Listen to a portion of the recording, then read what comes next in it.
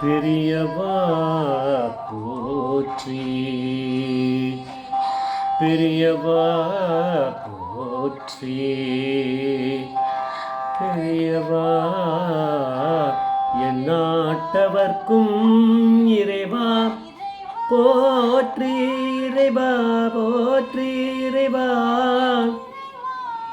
சர்வஜா சர்வவியாபி மகாபெரியவா சரணம், மகாபெரியவா சரணம். சர்வஜா சர்வவியாபி மகாபெரியவா சரணமாய பிறப்பருக்கும் மகாபெரியவா போற்றி, மாய பிறப்பருக்கும் மகாபெரியவா போற்றி. அபார கருணா சிந்தம் ஞானதம் சாந்திரூபிணம் ஸ்ரீ சந்திரசேகர குரும் படவாமதானம் கலியுதேவம் காஞ்சமானி யூடியூப் சேனல் பிரத்யேகமான மகாபெரிய பக்தர்களுக்கு ஏற்பட்டு கொண்டிருக்கும் அனுபவங்களை ஒவ்வொரு நாள் ஒரு அனுபவம் தலைப்பு. நீங்கள் அனுபவத்தோட தலைப்பு ஒரு போலி சாமியார் வந்திருக்காராம், ஒரு போலி சாமியார் வந்திருக்காராம். இந்த சேனலை இதுக்கு சப்ஸ்கிரைப் பண்ணாலும் பண்ணுங்க, தரமே பாருங்கள். இந்த அனுபவத்தில் நம்ம வேதம் அப்படின்னு சொன்னால் மகாபெரிவான்னு சொல்லுவோம்.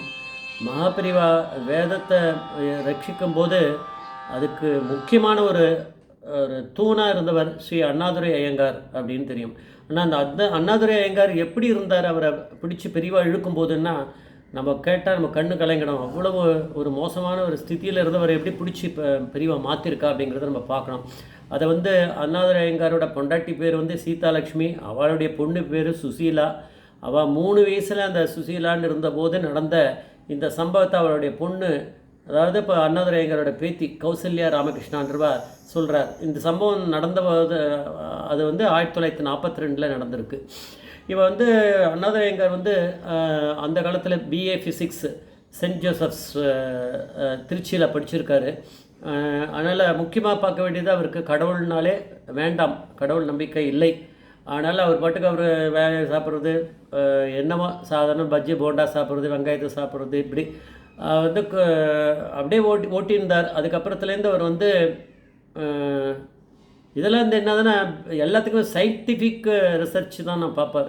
ஏதாவது ஒன்று சொல்கிறோன்னா அது உடனே சயின்டிஃபிக்காக இருக்கா, அதுதானே இப்போது இதுவாக எடுத்து கடவுள் நம்பிக்கை இல்லாதவாள்லாம் என்ன பண்ணுறா, அதுதானே சயின்டிஃபிக்காக என்ன இருக்குது ப்ரூஃப்னு கேட்பாளே, அந்த மாதிரி அப்படி இருக்கும். அதுக்கப்புறம் அதை முடிச்சுட்டு அவர் மெட்ராஸில் லா காலேஜில் முடிச்சிட்ட பிறகு அவருக்கு நல்ல நல்ல படிப்பில் பெரிய ஆள். அவருக்கு அவருடைய கிளையண்ட்ஸ்லாம் யாருன்னு பார்த்தா நங்கவரம் பண்ண சிறுகுமணி, பெருகுமணி, பெட்டிவாத்தல சுகர் ஃபேக்ட்ரி அந்த ஓனர்ஸு, இவெல்லாம் பணக்கார லீடிங் கிளையண்ட்ஸ் அவள். அதனால் இவருக்கு கல்யாணம் ஆச்சு. அதுக்கப்புறம் இவள் எப்படி இருப்பாள் அப்படின்னா ரொம்ப ஜாலியாக அப்படியே இருப்பாள், உலக கவலையே இல்லை அவளுக்கு எதுவும். ஏன்னா இந்த கடவுள் பக்தி எதுவும் கிடையாது, எந்த இதுவும் பொறுப்பும் எதுவும் கிடையாது. அவர் வேலையை ஒழுங்காக பார்த்துட்டு இருப்பார், இது பண்ணுவார். நல்லா லாவில் பயங்கரமான ஆள், அவ்வளோதான். அதில் நல்ல பேர் அவருக்கு. குழந்தை அவருக்கு 3 வயசில் அந்த குழந்தை சுசீலாங்கிற பொண்ணு இருக்குது. இப்போ 1942, இவர் பிறந்தது 1907. அப்போ இவருக்கு 35 வயசு. ஆனால் நல்லா கிராப்பு தலை, நல்லா பாப்பு இதெல்லாம் வச்சுட்டு இருப்பார். அந்த மாதிரி கிருதா வச்சுட்டு இருப்பார், மீசை வச்சுட்டு. ஒரு பாட்டுக்கு பேண்ட் ஷர்ட்டு போடுறது, வேஷ்டினாலே என்னென்னு தெரியாது, சீச்சொன்னம் இட்டுக்கிறதுனால என்னன்னு தெரியாது. அதில் நம்பிக்கையே கிடையாது, அந்த பவுனா தானே அப்படியே இருந்தவர். அப்போ அவருடைய அந்த இதில் திருச்சியில் அவர் இருந்திருக்கார். திருச்சியில் இருந்தபோது அவளுக்கு இது இருக்க பார் அசோசியேஷன் லாயர்ஸ்லாம், அவள் சொன்னாலும் நான் இங்கே ஒரு இவர் வந்திருக்கார், சங்கராச்சாரியர் வந்திருக்கார், அவரை போய் நாங்கள் பார்க்க போகிறோம், தரிசனம் பண்ணிவிட்டு அவர்கிட்ட பிக்ஷாவந்தனம் இருக்குது, போக போகிறோம், நீயும் ஜாயின் பண்ணிக்கோ நம்ம இதில் பார் அசோசியேஷனில் எல்லோரும். அவருக்கு அது ஏபிசிடியே தெரில, சுத்தமாக ஒன்றும் தெரியாது. கிலோ என்ன விலைன்னு பார் அந்த மாதிரி சங்கராச்சாரியார். அப்புறம் இந்த தரிசனம்னா சரி அப்படின்ட்டார் அவர். என்னென்ன அதான் பிரிவாக பிடிச்சி இழுக்கிறதானே, இப்படி நிறைய புத்தியோட லீகலாக பண்ணவர். அது என்னென்னு பார்க்கலையே, சயின்ஸை அதை நம்ம பார்க்கணும், அதுதான் பிரிவாக இழுக்கிறான்னு அர்த்தம். சரின்ட்டார். அவர் வீட்டில் போய் சொன்னாராம், பொண்டாட்டிக்கிட்ட சீதாலக்ஷ்மி அவர்கிட்ட போய் சொன்னாராம், ஏதோ ஒரு இவர் போலீஸ் சாமியார் யாரோ வந்திருக்கான், அவர் போய் நம்ம தரிசனம் பண்ணுறோம் அப்படின்னாராம். அவன் சரி வண்டி கட்டின்ட்டு அந்த காலத்து அந்த இது குதிரை வண்டியில் இவர், அப்புறம் பொண்டாட்டி, 3 வயசு பொண்ணு சுசீலா, எல்லோரையும் எடுத்து கூட்டுன்ட்டு பாட்டுக்கு அங்கே போயிருக்கா. போனது அந்த இடத்துல நத்தம் வில்லேஜ் நத்தம் கிராமம் குளித்தலை தாலுக்கில் இருக்குது. அங்கே போனோன்னா பாதராத்திரி ஆகிடுது. இவர் ஃப்ரெண்ட்ஸு மற்ற லீகல் இருக்க லாயர்ஸை வாழலாம் கலீக்ஸ் அவள்லாம் வேறு அங்கே தனியாக வந்திருக்கா. பொண்டாட்டி பிள்ளையோட போகிறதுனால ஒழுங்காக போயிருக்கார் அவர் அந்த ஜட்கால. அவள் எல்லோரும் வந்த பிறகு அவள் எல்லாம் ஒரு ஒரு திண்ணையில் அவள் ஏறி ஏதோ ஒரு அங்கே வீடு இருக்க பிறகு இருட்டா அந்த திண்ணையில் ஏறி அவள் ஃப்ரெண்ட்ஸோடு சேர்ந்து அண்ணாதுரை எங்கே படுத்துட்டார். இவன் பொண்டாட்டி இந்த சீதாலட்சுமியும் பொண்ணு சுசீலா அந்த 3 வயசு குழந்தையும் வச்சுட்டு ஒரு திண்ணையில் படுத்துட்டாலாம். பெரியவாளுக்கு ஒன்றும் தெரியாது இவள் வரப்போகிறா என்ன. அதுலேயும் அண்ணாதுரை ஐயங்காரும் ஒருத்தர் இருக்காருன்னு தெரியாது. அதான் நம்ம பார்க்கணும். பரமேஸ்வரன் அனுகிரகம் பண்ணணும்னு நினச்சிட்டா பண்ணிவிடுவார். யாரோ ஒருத்தர் 3 மணிக்கு காத்தால் அரிக்கடில் விளக்கு எடுத்துட்டு ஒரு சிஷ்யர் வந்தாராம். இங்கே அண்ணாதுரை ஐயங்கார் யார், இங்கே அண்ணாதுரை ஐயங்கார் யாருன்னு இவர் எழுந்துற தூக்கி வாரி போட்டுன்னு எழுந்திருக்கார். நான் தான் அப்படின்னாராம். பெரியவா உத்தரவாதது வாங்கினார். அவருக்கு உத்தரவாதெல்லாம் ஒன்றும் தெரியாது.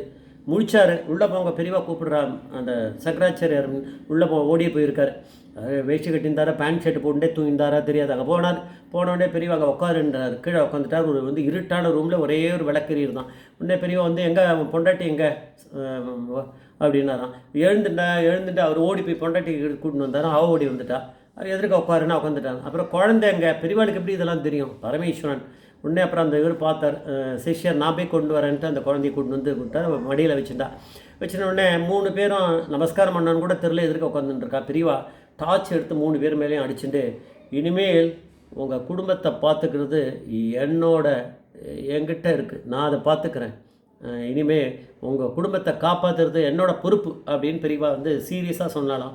அதில் தான் விஷயம் நிறைய இருக்குது. அதுக்கப்புறம் அவளை அதுக்கப்புறம் அதோட முடிஞ்சதை போய் படுத்துக்குங்கன்ட்டார். அடுத்த நாள் அவள் பிக்ஷாவந்தன் முடிச்சு வந்துட்டா. அதுக்கப்புறம் தான் அவள் நடந்தது என்னன்றதை அவள் பேத்தி சொல்கிறா. அவளெல்லாம் சொல்லி தானே அவள் தெரிஞ்சுப்பா. அந்த பேத்தி அந்த 3 வயசு பொண்ணு இருந்தது சுஷீலான்னு, அவளுக்கு குழந்தை பிறந்து அந்த பொண்ணு கௌசல்யா ஆத்துக்கார் பேர் ராமகிருஷ்ணா. கௌசல்யா ராமகிருஷ்ணான்றவ தான் இப்போ இருக்கா போல இருக்கா. 2 பேர் தான் இருக்கா, மீதி யாருமே இல்லை, எல்லோரும் போயாச்சு. அவள் சொல்கிறா அந்த 1942 இது நடந்திருக்கு.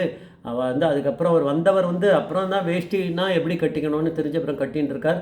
அப்புறம் அதை கச்சம் கட்டிட்டு அவர் எப்படி சீச்சொன்னு இட்டுக்கிறதுன்னு அப்புறம் பார்த்துட்டு அதுக்கப்புறம் சந்தியாவந்தனம் பண்ணுறது மற்ற காரியங்கள்லாம் பண்ணுறது அவெல்லாம் பண்ணுறாலும். அந்த பொண்டாட்டி ரொம்ப மாடர்னாக இருப்பான். அப்போ டென்னிஸ் கூட ஆட விடுவார். 2 பேர் போய் டென்னிஸ் ஆடுவாராம். அவள் அவர் சீட்டாட்டம்லாம் ஆடுவாராம்.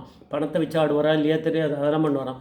கிராப் தலை வச்சுட்டு கிருதாலாம் வச்சுட்டு இப்படி இருக்கவா அப்படி மாறினா எப்படி இதெல்லாம் பண்ணாலும் பிரிவா பிடிச்சி இழுத்துட்டார். அதுக்கப்புறம் அவர் தானே எல்லா இடத்துக்கும் இந்தியாவில் ஆல் ஓவர் இந்தியா எல்லா இடத்துக்கும் போய் ஒவ்வொரு வேதம் 4 வேதத்துலையும் யார் இருக்கான்னு பிடிச்சின்னு அந்த வேதத்தை இது பண்ணுறது. விஆர்என்டி வேத ரக்ஷண நிதி ட்ரஸ்ட்டில் அதை பார்த்து அவர் பெரியவா பெரிய கனியம் பண்ணியிருக்காருன்னா பெரியவா பரமேஸ்வரன். ஜெய் ஜெய்சங்கர் ஹரிசங்கர் மகாபிரிவ பாதமேஸ்வரன் மகாபிரிவ பாதமேஸ்வரனும்.